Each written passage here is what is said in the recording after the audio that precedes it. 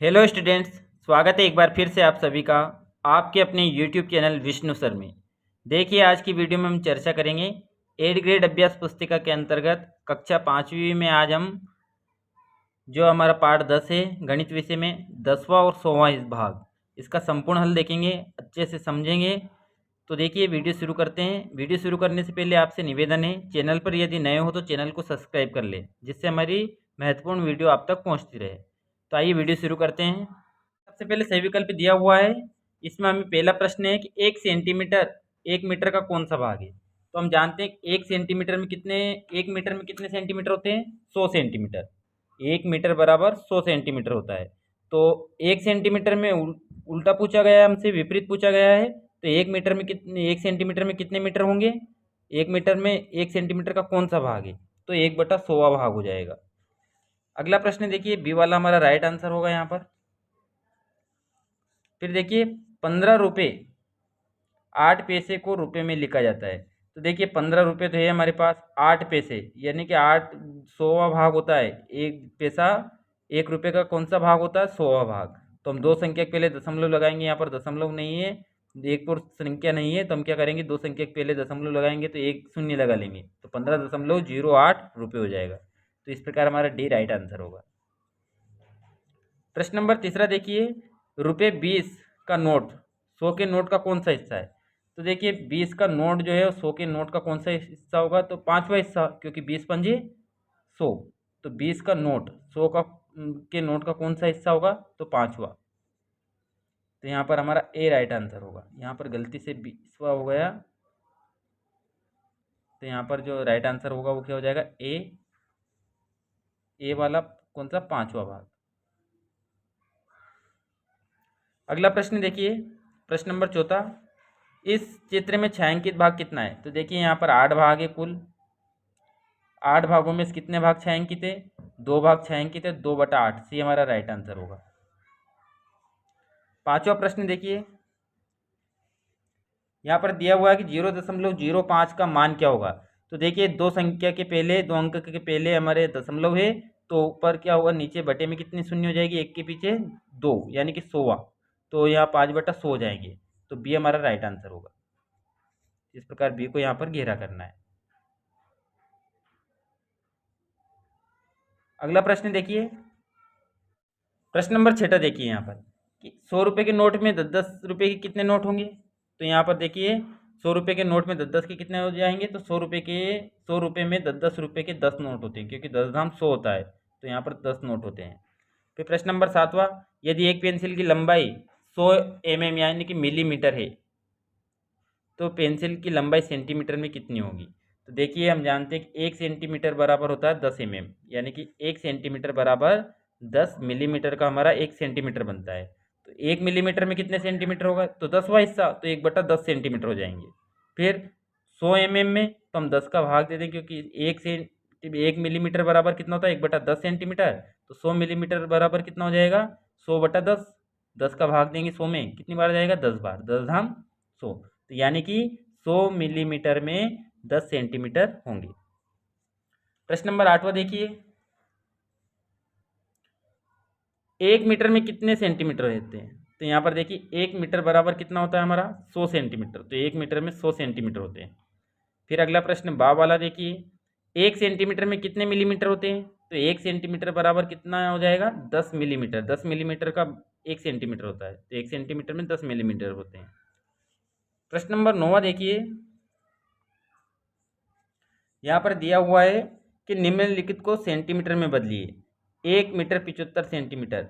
1 metre में तो होते हैं हमारे 100, और 75 कितना हो जाएगा, 175 सेंटीमीटर। 3 मीटर में 300 हो जाएंगे सेंटीमीटर, और 55 सेंटीमीटर और है, तो 355 सेंटीमीटर होगा।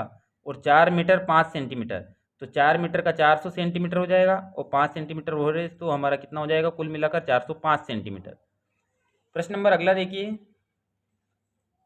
यहाँ पर दिया हुआ है कि 1 सेंटीमीटर 1 मीटर का कौन सा भाग है। तो 1 सेंटीमीटर 1 मीटर का 1/100वां भाग है, क्योंकि 100 सेंटीमीटर बराबर क्या होता है, 1 मीटर। तो 1/100वां भाग हो जाएगा 1 सेंटीमीटर 1 मीटर का। जो हमारा सही विकल्प में जो पहला प्रश्न था वही प्रश्न है, यहाँ पर रिपीट किया गया है। फिर अगला है 75 सेंटीमीटर 1 मीटर का कौन सा भाग होगा, तो 75/100। तो 75/100 को देखिए इधर हल कर रखा हमने। 75 सेंटीमीटर 1 मीटर का कौन सा भाग हो जाएगा, तो देखिए 75/100, क्योंकि 1 मीटर में 100 सेंटीमीटर होते हैं, तो 75 सेंटीमीटर है तो 75/100। अब यहाँ पर देखिए 25 का भाग दे देंगे हम ऊपर नीचे, तो 25×3 75 और 25 चुके 100, 3/4 भाग हो जाएगा। फिर देखिए 5/100, यानी कि 5 सेंटीमीटर 1 मीटर का कौन सा भाग होगा, तो 5/100, यानी कि हम हल करेंगे 5 एकम 5, और 5 के भाग 100 में देंगे तो 1/20 भाग हो जाएंगे। चौथे में पूछा गया है कि 2 मिलीमीटर 1 सेंटीमीटर का कौन सा भाग है, तो 1 सेंटीमीटर बराबर कितना होता है 10 मिलीमीटर, तो 2/10 हो जाएगा। इसको हल करेंगे तो 2 एकम 2 और 2×5 10, यानी कि 1/5 भाग हो जाएंगे। प्रश्न देखिए दिनेश की लंबाई 1 मीटर 52 सेंटीमीटर है और 2 मीटर की लंबाई तक बढ़ने के लिए दिनेश को कितना बढ़ना होगा। तो यहाँ पर देखिए दिनेश की जो लंबाई दी हुई है वो है 1 मीटर 52 सेंटीमीटर, यानी कि इसको हम सेंटीमीटर में बदलें तो कुल कितना सेंटीमीटर होगा, तो 1 मीटर में 100, 52 हो रहे हैं तो 152 सेंटीमीटर। 2 मीटर में कितने सेंटीमीटर होते हैं, तो 200 सेंटीमीटर। अब हमें कितना बढ़ना होगा 200 तक पहुँचने के लिए, यानी कि 2 मीटर तक पहुँचने के लिए उससे कितना और बढ़ना होगा, तो हम 200 में से 152 को कम करेंगे तो 48 सेंटीमीटर की आवश्यकता हो रही है। तो 2 मीटर बढ़ने के लिए लंबाई कितनी चाहिए हमें, 48 सेंटीमीटर और चाहिए। प्रश्न नंबर 11 देखिए, निम्नलिखित को सेंटीमीटर में बदलिए। अब यहाँ पर दिया हुआ है कि 3 मिलीमीटर, तो 3 मिलीमीटर में कितने सेंटीमीटर होंगे, तो 3/10, 10 का भाग देंगे तो एक शून्य नीचे, तो एक संख्या के लिए दशमलव लग जाएगा हमारा, दशांश लग जाएगा यहाँ पर। फिर 25 मिलीमीटर, तो एक अंक 25/10 हो जाएगा, और एक संख्या के पहले हम एक अंक के पहले क्या लगा देंगे हम, दशमलव, तो 2.5 सेंटीमीटर हो जाएगा। ऐसे यहाँ पर है 105 मिलीमीटर, तो देखिए 10 का भाग देंगे हम तो एक शून्य नीचे, तो एक संख्या के पहले दशमलव, यानी कि 10.5 सेंटीमीटर। तो इस प्रकार हमने मिलीमीटर को किस में बदल दिया, सेंटीमीटर में। प्रश्न नंबर 12 देखिए, दिए गए चित्र में स्केल की सहायता से मोमबत्ती 1 और मोमबत्ती 3 की लंबाई नापकर उनमें अंतर ज्ञात कीजिए। तो देखिए मोमबत्ती की 1 की लंबाई मापने पर हमें प्राप्त तो होगा 2.9 सेंटीमीटर, यानी कि 2 सेंटीमीटर 9 मिलीमीटर, तो हमने यहाँ पर लिख दिया 2.9 सेंटीमीटर। मोमबत्ती 3 की लंबाई मापेंगे हम तो हमें प्राप्त होगा 6 सेंटीमीटर। अब अंतर करना है हमें, तो 6 सेंटीमीटर में से हमें 2.9 सेंटीमीटर, यानी कि मिलीमीटर की बात करें तो ये 29 मिलीमीटर होगा और ये 60 मिलीमीटर होगा। तो हम घटाएंगे यहाँ पर, अभी दशमलव को ध्यान में नहीं रखते हुए 60 में से 29 घटाएंगे तो 31, दशांश लगाना 3.1 सेंटीमीटर का अंतर हो जाएगा। प्रश्न 13 देखिए, पैसों को रुपये में बदलिए। यहाँ पर पैसे दिए हुए हैं, उनको किस में बदलना है, हमें रुपयों में बदलना है।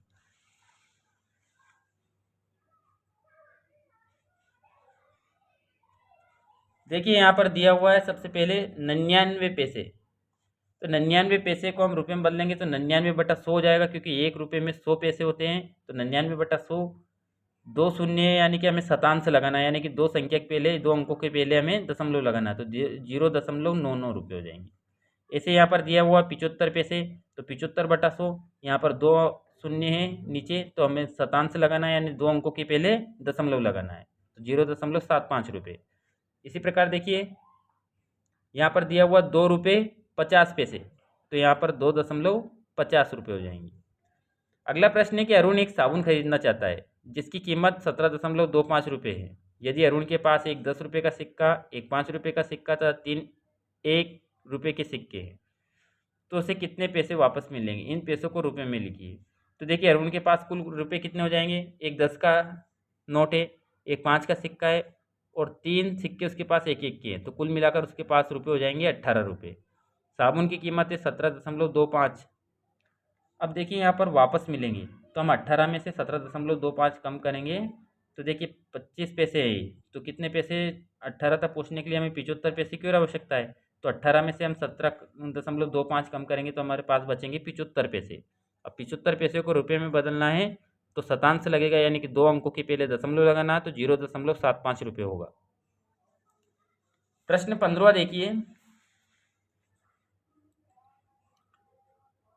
यहाँ पर देखिए प्रश्न में दिया हुआ है कि शहरों के नाम और तापमान दिया हुआ है। जो 5 बजे तापमान रिकॉर्ड किए गए हैं 15 जनवरी 2021 को, उसका प्रश्न है यहाँ पर। तो देखिए चेन्नई का है 22.3 डिग्री सेल्सियस, मुंबई का तापमान है 20 डिग्री सेल्सियस, भोपाल का तापमान है 11.2 डिग्री सेल्सियस और श्रीनगर का तापमान है 1.7 डिग्री सेल्सियस। अब यहाँ पर देखिए उपरोक्त तालिका के आधार पर निम्नलिखित प्रश्नों के उत्तर देना है हमें। सबसे अधिक एवं सबसे कम तापमान किन शहरों का है? तो देखिए यहाँ पर तालिका में सबसे अधिक तापमान 22.3 डिग्री सेल्सियस चेन्नई का है और सबसे कम है श्रीनगर का 1.7 डिग्री सेल्सियस। तो हम लिखेंगे यहाँ पर सबसे अधिक तापमान चेन्नई का 22.3 डिग्री सेल्सियस और सबसे कम तापमान श्रीनगर का 1.7, यहाँ पर कितना हो जाएगा 1.7 डिग्री सेल्सियस। अब हम अंतर करेंगे यानी कि घटाएंगे। तो देखिए 3 में से 7 कम नहीं होगा तो 1.5 ले लेंगे हम। तो यहाँ 13 में 7 कम करेंगे तो 6, 1.5 ले लिया था, यहाँ पर 1 बचा, 1 में से 1 कम करेंगे तो 0 और 2 के 2, तो 20.6 डिग्री सेल्सियस का अंतर आया दोनों के तापमान में। प्रश्न नंबर 12 वाला देखिए, श्रीनगर के तापमान से मुंबई का तापमान कितना अधिक है? तो देखिए मुंबई का जो तापमान है वो 20 डिग्री सेल्सियस है और श्रीनगर का तापमान 1.7 डिग्री सेल्सियस है। दोनों का अंतर करेंगे हम तो हमें प्राप्त हुआ 20 डिग्री सेल्सियस में से 1.7 डिग्री सेल्सियस कम करेंगे हम। तो देखिए घटाना है हमें, तो यहाँ पर 20 में से 1 कम करेंगे तो 19, 7 डिग्री सेल्सियस दशमलव में कम करेंगे तो 3 डिग्री सेल्सियस बचेगा हमारे पास। तो 18.3 डिग्री सेल्सियस तापमान अधिक है कहाँ का? मुंबई का। अगला प्रश्न देखिए, दिया हुआ है निम्नांकित चित्र में हर खाने का चित्र का 1/100 भाग है। चित्र के आधार पर निम्नांकित प्रश्नों के उत्तर देना है। अब देखिए यहाँ पर जो खाने दिए हुए कुल 100 खाने हैं।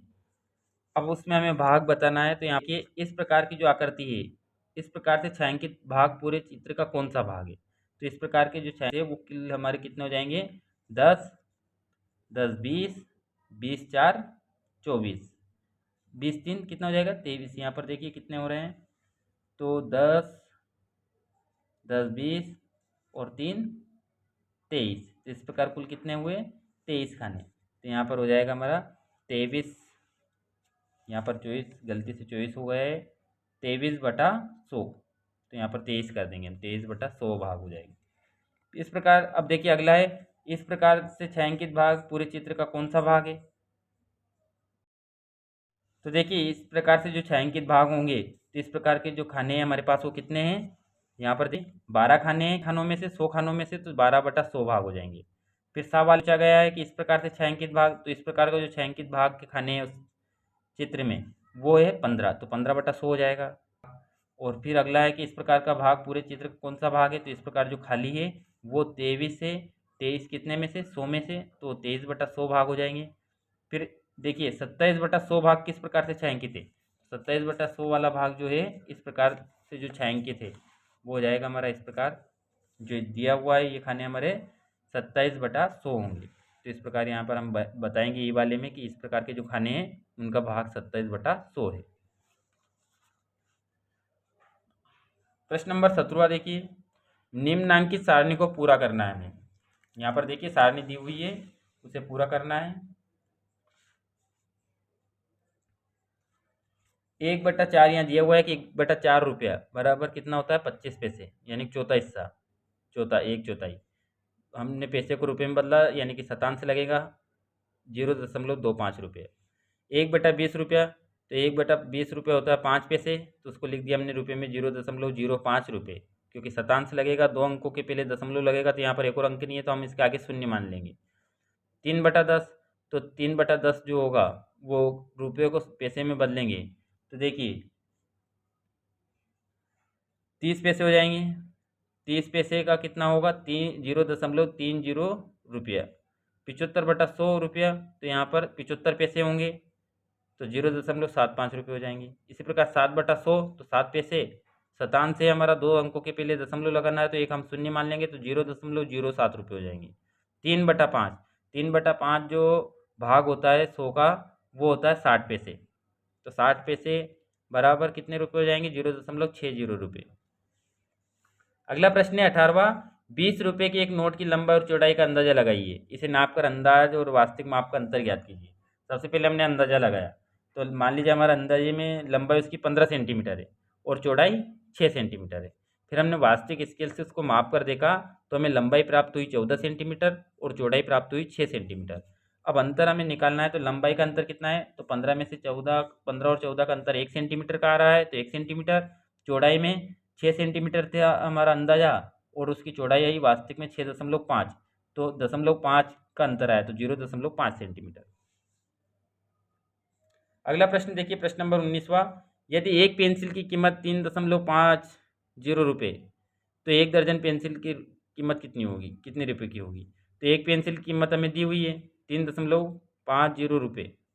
अब एक दर्जन बराबर कितने पेंसिल हो जाएंगे, एक दर्जन में 12 पेंसिलें होंगी, तो 12 पेंसिल की कीमत, तो हम 12 का गुणा करेंगे, तो 12 का शून्यम करेंगे तो शून्य, 12 पंजे 60 की शून्य, हासिल लाया 6, 12 36 और 36 और 6 42, यानी कि 12 यानी कि एक दर्जन यानी कि 12 पेंसिल की कीमत 42 रुपये होंगी।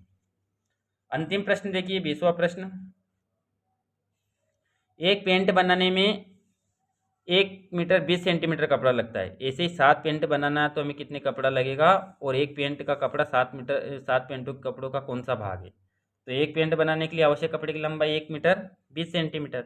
7 पेंट बनाने के लिए हमें क्या करना होगा, तो 1 मीटर 20 सेंटीमीटर में हम क्या करेंगे, 7 का गुणा, तो इसे मीटर को इस दशमलव में लिखेंगे तो 1.20, इसका गुणा करेंगे हम, तो देखिए 12×7=84 होता है और एक शून्य शून्य लगा देंगे, तो 8.40 मीटर कपड़े की आवश्यकता होगी हमें, यानी कि 8 मीटर 40 सेंटीमीटर कपड़े की आवश्यकता होगी 7 पेंट बनाने के लिए।